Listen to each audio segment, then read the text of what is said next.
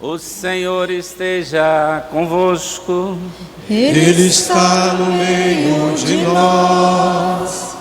Anúncio da Boa Nova de Jesus Cristo, segundo São Marcos. Glória a vós, Senhor.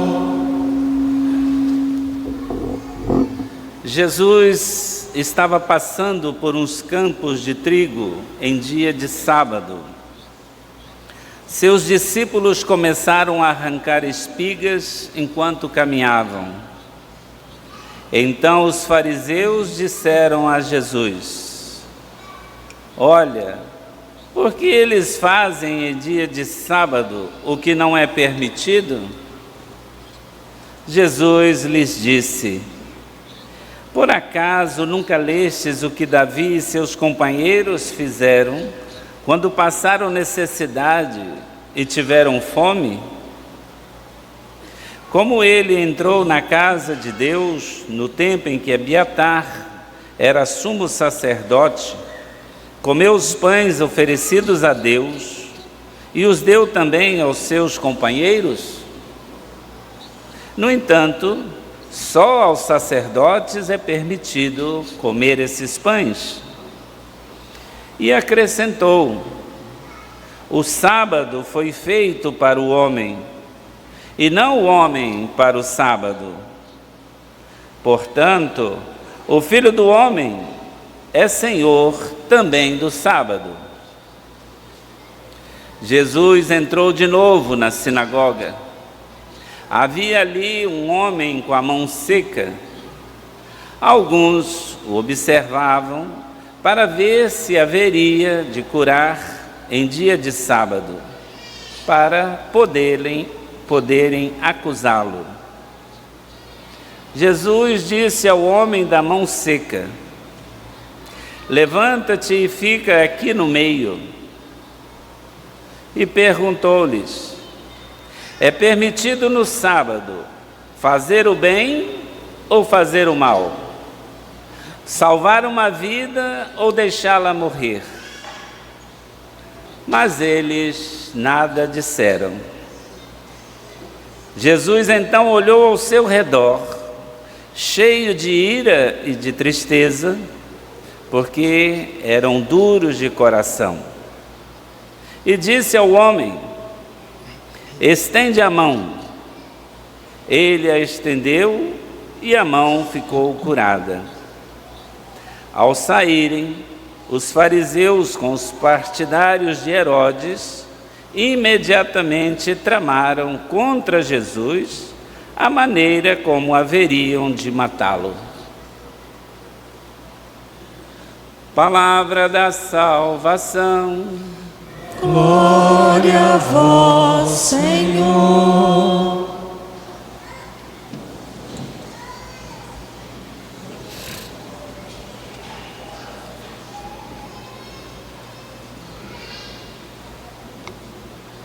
Queridos irmãos e irmãs, uma boa noite a todos vocês.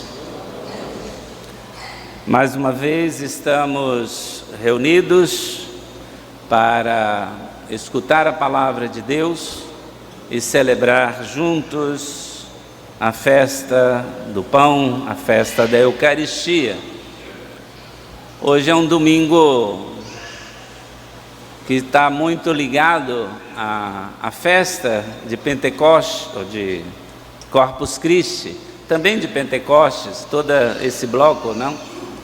Pascal, mas particularmente a festa que celebramos nesta quinta-feira, a festa do corpo e sangue de Cristo, ou popularmente também muito conhecida como a festa do pão, a festa da fraternidade, né? É claro que os tapetes têm um sentido simbólico. Aqui no Brasil pegou uma conotação cultural, artística.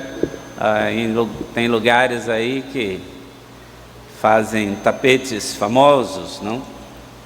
Em todos os cantos, já no Minas Gerais e aqui no Espírito Santo em particular, mas também no Brasil inteiro. E esse ano quem acompanhou aqui, eu não estive pessoalmente na missa aqui da quinta-feira, porque estava celebrando no presídio. Os detentos lá de Viana também fizeram essa homenagem a Cristo, né, dos tapetes. Mas em muitas partes do Brasil, o Corpus Christi trouxe uma mensagem muito forte de fraternidade e de solidariedade. Aqui na nossa Arquidiocese de Vitória, eu não tenho o resultado em números, mas sei que todas as paróquias que fizeram a celebração de Corpus Christi arrecadaram alimentos, né, para a campanha Paz e Pão da Arquidiocese. E algumas partes do Brasil, principalmente no sul do Brasil, se fez tapetes esse ano de forma muito criativa, com toalhas de banho, com travesseiros, com colchões, não? E tudo isso foi recolhido para enviar para aqueles que perderam tudo. Isso nos mostra que esse é o sentido fundamental, né, dos tapetes, porque é uma honraria para Jesus eucarístico, mas é um Jesus, e o nome da festa é Corpo de Cristo, né? Corpo e sangue de Cristo. E se Cristo está alagado, né? Está desabrigado, se Cristo está necessitado de tantas coisas, seja de alimentos, seja de roupas, seja de casa, seja de tudo, né? O corpo de Cristo continua sofrendo, né? Continua trazendo a sua mesma mensagem da sua entrega, vamos dizer, total como ser humano. E hoje a liturgia desse 9º domingo do tempo comum fala exatamente sobre Jesus com fome. Ele e seus discípulos que passando nas suas viagens por uma plantação de trigo, e eles sentiram fome e pegaram algumas espigas de trigo para comer. Aqui no Espírito Santo seria espigas de milho, provavelmente, né? A gente não tem muita tradição do trigo, mas também se come o trigo quando ele está verde, né? Tipo, é um grão precioso. Para quem está com fome, qualquer comida é boa, né? Para dizer. Mas é interessante o dia que isso aconteceu. E tem 2 casos sobre o mesmo tema. O tema do dia de sábado, esse é que é o problema que está aqui. A questão não era nem se Jesus tinha roubado trigo ou não, ou se tinha pego coisa que não era dele, né? O problema é o dia que ele fez. Se fosse na segunda-feira, na terça, quarta, no domingo, eles não iam falar nada, provavelmente. Mas era dia de sábado. Então o problema era a lei de Israel, que nós ouvimos aqui no livro do Deuteronômio, não? Guarda o dia de sábado para o santificares, como o Senhor teu Deus te mandou. Trabalharás 6 dias e neles fará todas as tuas obras. O 7º dia é o do sábado, o dia do descanso dedicado ao Senhor teu Deus. Não farás trabalho algum, nem tu, nem teu filho, nem tua filha, nem teu escravo, nem tua escrava, nem o boi, nem o jumento, nem algum dos teus animais, nem o estrangeiro que vive nas tuas cidades, para que assim teu escravo e tua escrava repousem da mesma forma que tu. É evidente, Se os patrões não abrirem os supermercados e os shopping centers, os trabalhadores não vão trabalhar. Aqui falo do caso da roça, né? Quem morou na roça sabe o que é. Vocês já viram algum jumento levantar de madrugada e ficar rinchando na casa do dono? Falar, eu quero trabalhar. Não vai. Nem o burro, nem o jumento, nenhum animal vai fazer isso. Ele só vai se o patrão, o empregado, obrigar ele a trabalhar.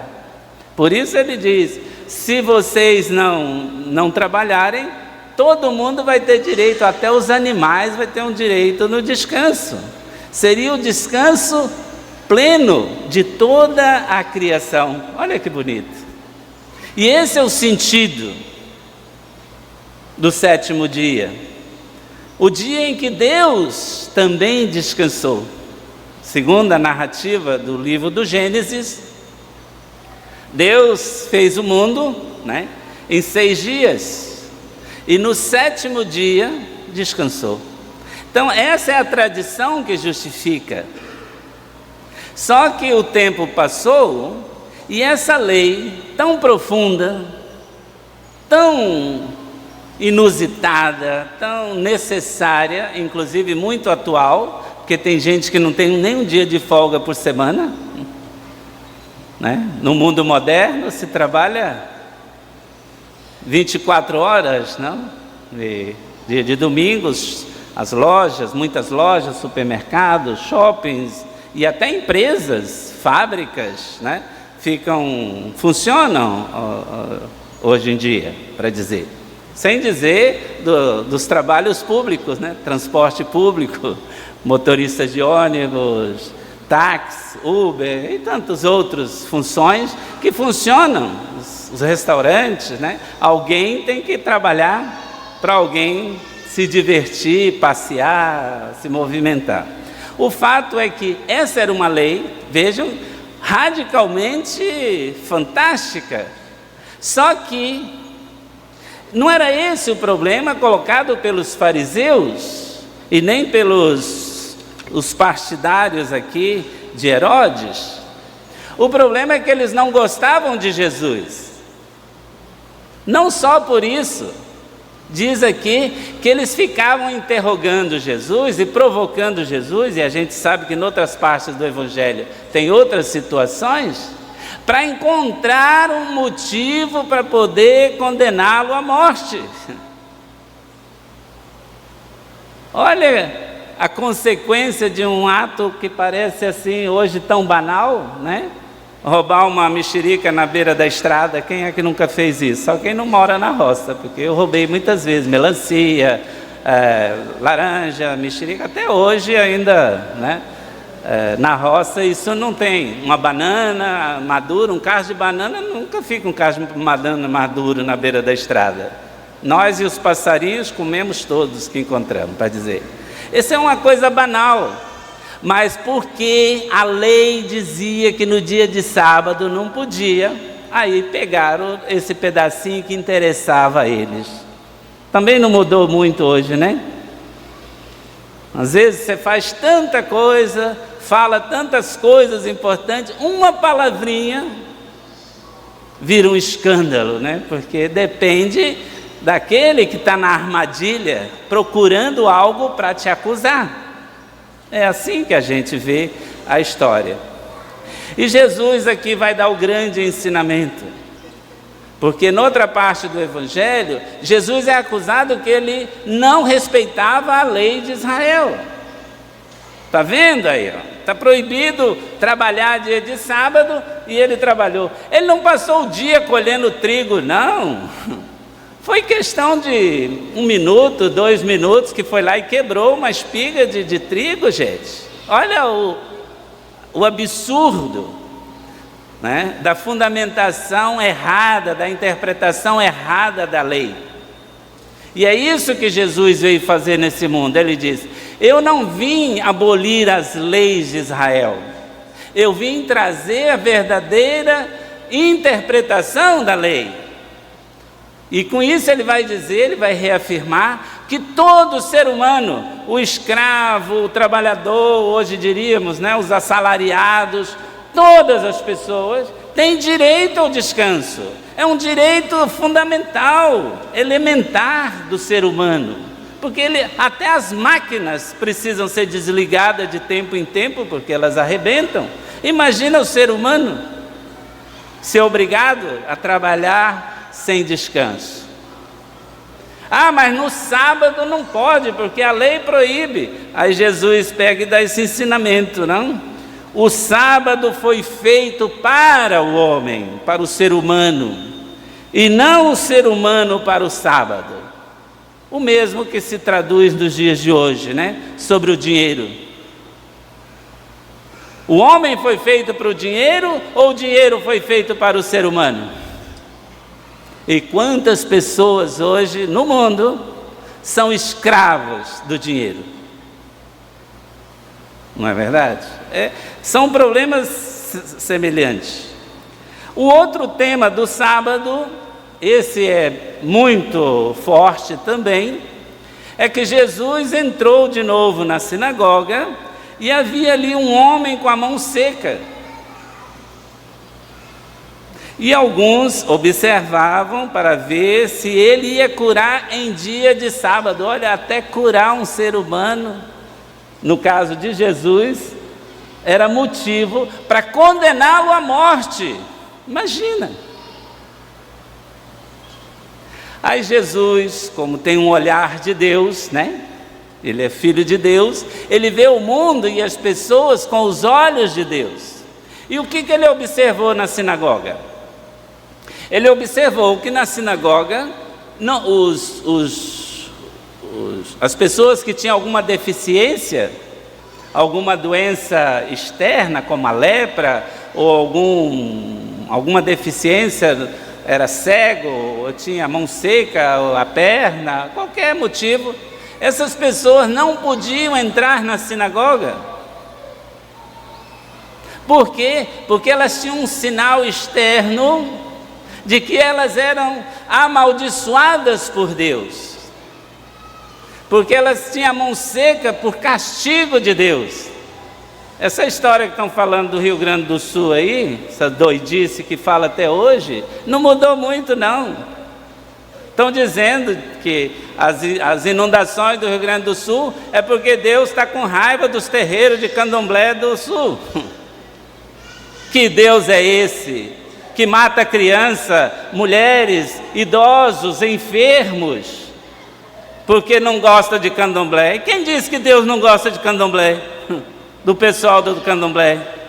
Se Deus não gostasse, ele tinha poder para mandar um raio e explodir os terreiros todos e deixar sem contaminar os bonzinhos, os branquinhos do sul. Não, na enchente levou branco, preto, amarelo, cor-de-rosa, tudo quanto é cor. Não sobrou foi nada. Olha a imagem que às vezes torta, completamente equivocada que a gente tem de Deus. Falamos disso numa homilia aqui passada com grande insistência. Deus é bom, é fonte da bondade, e de Deus não pode sair uma coisa ruim. Deus não é a favor da morte. Deus não se alegra com a morte de ninguém, de nenhum dos seus filhos, nem com a dor, nem com o sofrimento, ao contrário.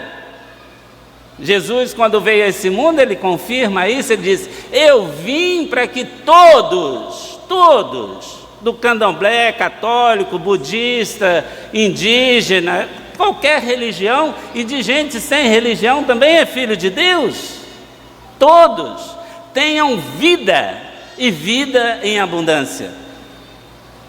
E esse homem da mão seca não tinha vida em abundância, faltava um pouco de vida. E por isso, os que se julgavam santos, puros e bons, que estavam dentro da sinagoga, não permitiam que essas pessoas entrassem na sinagoga. E a sinagoga é um dado aqui importante para a gente entender esse sentido de vir para o centro, é que na sinagoga vamos dizer, o que hoje é o altar, o ambão aqui da palavra, é colocado no meio da sinagoga, para que todos fiquem ao redor. Quem já foi a Aparecida do Norte, vê como é o santuário de Aparecida, não é verdade? O altar no centro com 4 pontas, assim. Então, para dizer, as nossas igrejas aqui não mantiveram esse estilo. Aqui na comunidade tem uma que o altar é bem no meio, parecido com as antigas sinagogas. Por quê? Porque para o povo de Israel, os judeus em particular, a palavra de Deus tinha que ficar no centro do culto, da celebração. Olha o detalhe. Jesus olha para o homem da mão seca que está lá na porta da sinagoga, que não podia entrar, e disse para ele: venha para o centro. Olha que bonito. Por que Jesus fala isso? Porque para Deus, para Jesus, o ser humano, a vida é que está no centro. Não é a lei, é a vida. A lei é boa quando ela defende a vida.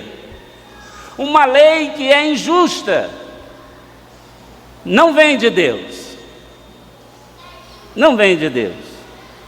E nós, como verdadeiros filhos de Deus, deveríamos saber disso e não deveríamos nem aceitar a promulgação de uma lei injusta. E se essa for promulgada, a gente deveria contestá-la, protestá-la com todas as nossas forças, porque uma lei injusta não vem de Deus, vem só de defesa de interesse de alguns grupos, seja ele qual for. E isso é o tema que Jesus coloca aqui. Para Jesus, a lei é importante? É.